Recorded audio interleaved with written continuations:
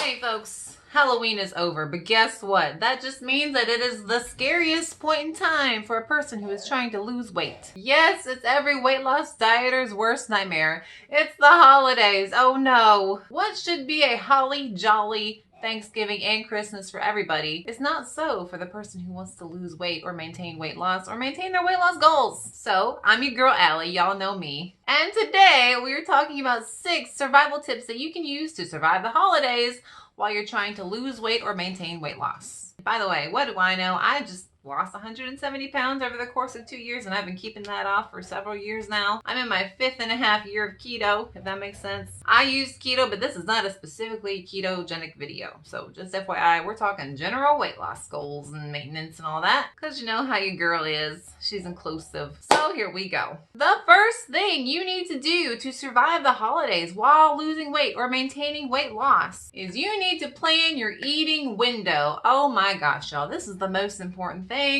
So many people, when it comes to the holidays, fall off the wagon and then they do not get back on. I don't know why. Maybe it's a rickety old wagon. Maybe it was going slow. Maybe they weren't happy with what they were doing, but they tasted those delicious treats that aren't good for them and they fell off, and then they wanted to keep tasting those treats, so then they never got back on the ride. So yes, you need to plan your eating window. I suggest that you eat during the special occasions only. Please do not consider the entire holiday season an excuse to overeat. You need to choose your eating window. So whether that's Thanksgiving Day and Christmas Day, maybe your family's celebrating the day before Thanksgiving or Black Friday, I don't know. Whatever it is, you need to actually plan for that one special occasion throughout the holidays. Maybe it's 2 or 3, but I'm just saying. Please do not allow yourself to overeat for the entire holiday season from, Halloween all the way to New Year's Day. The longer you fall off the wagon, the harder it's going to be to run back, catch up to the wagon, and jump on. That's just my 2 cents, y'all know.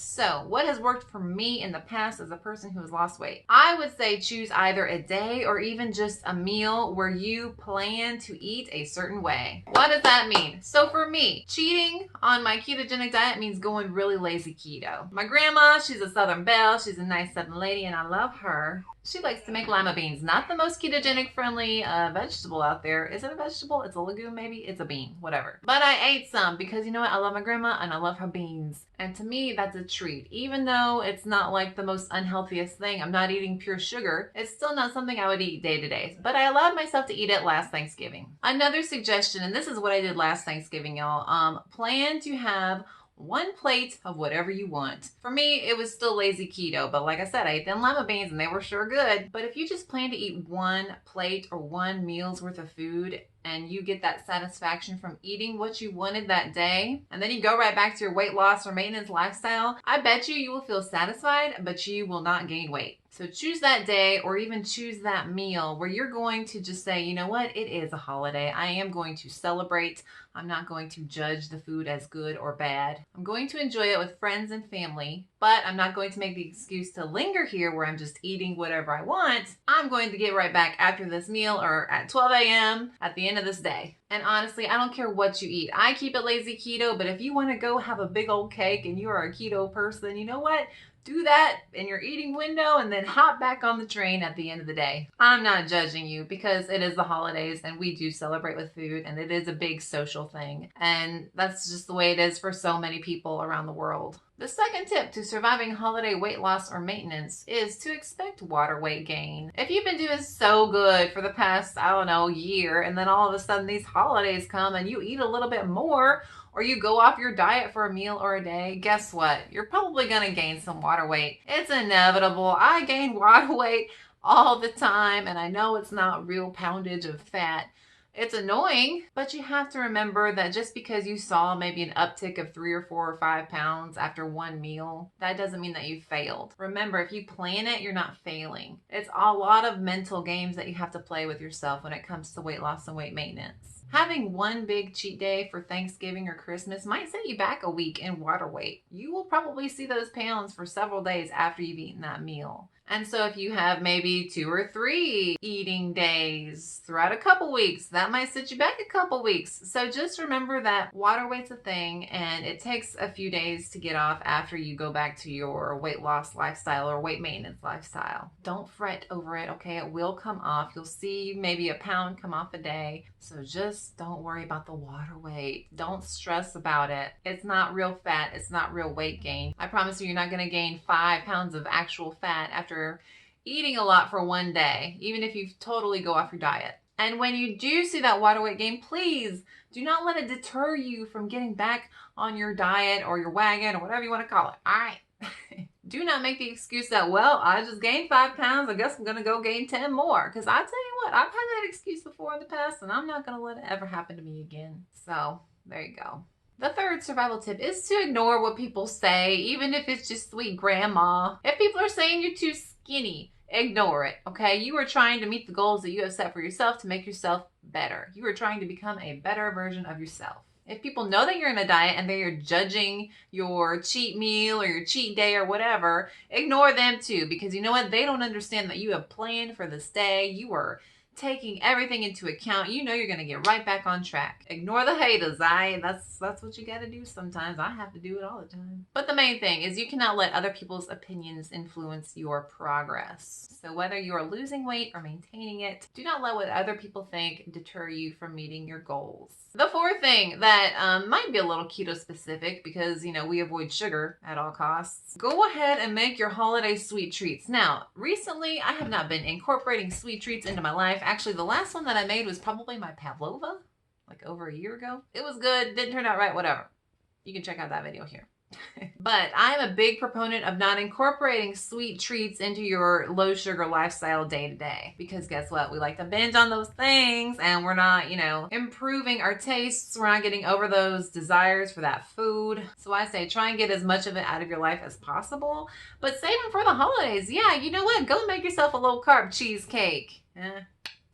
Yeah, go make a pavlova. Make an apple pie. I gotta change that title of that video. It tastes like an apple cobbler a little bit. Apple pie, whatever. It's eggplant. So yeah, if that helps you stay on track, then make your diet-friendly treats that you want to incorporate. Even if they are higher calorie and slightly higher sugar content, whatever. It's I ain't judging you. It's the holidays. All right, the fifth thing you need to remember to survive holiday weight loss and weight maintenance is that calories are king. I talk about calories so much and people hate me for it, but you know what? I'm going to do what I got to do. Y'all know I keep it real. I'm just saying.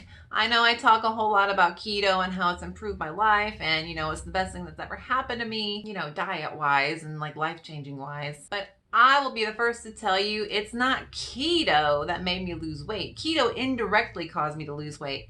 What really caused me to lose weight was to lower my calories. Now, keto helped with that. It made me eat foods that kept me fuller for longer. It helped me feel satisfied because I was eating tastier foods. It lowered my, blood sugar ups and downs, which kept that hunger down, okay? But all of that contributed to me eating less overall, which means I ate less calories. So yeah, maybe you ate an extra 1,500 calories. Guess what? That ain't even a whole pound, okay? Don't feel so guilty about it. Get back on the wagon the next day, cut them calories a little bit, and you will still maintain your weight loss goals.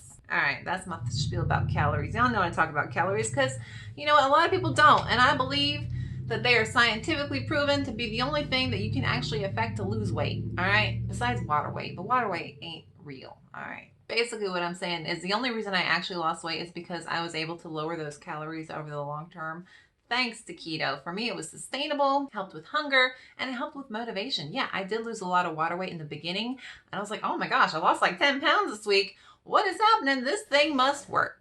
So that's why I like keto. That's why I promote it. It helps people keep their calories low over the long term. My sixth and final tip for holiday weight loss survival is don't feel guilty, okay, about the food that you eat. Please stop torturing yourself. If you ate something that's not quite on your diet, please remember that success is measured over the long term. So, if you mess up 3 days out of the holiday season or you overeat during your eating window 3 days out of the holiday season, guess what? The holiday season's like 60 days long. It's 2 months. So 3 days out of 60 days, that's like a 20th, all right? You're still succeeding like 95% of the time. And that success rate over the long term is what's going to keep you at your weight loss goals. Success rate over the long term is the only thing that matters when it comes to weight loss and weight maintenance. So in summation, don't stress over the holidays, all right? I know as a weight loss guru, I guess that's what I am. I know as somebody who wanted to lose weight so bad that I did stress over the holidays and I worried about the things that I was going to crave. But definitely incorporate the foods that you want to incorporate during your eating window. Don't feel guilty about it. Do not let relatives stress you out about what you're eating. It ain't worth your time. Remember that calories are king. So even if you do gain 5 pounds of water weight, really try and think how many calories you actually overate on. It probably wasn't even a pound. And then finally, don't feel guilty. All right, don't assign emotions to food. That's just bad all over. Well, folks, that's about it for today. I hope that you enjoyed the video. And if you did enjoy the video, please do not forget to like and subscribe. That would help me out so much. And if you'd like to follow me on social media, I will link all of that down below. Again, thank you guys so much for watching. My name's Ellie. Have a good one. Bye.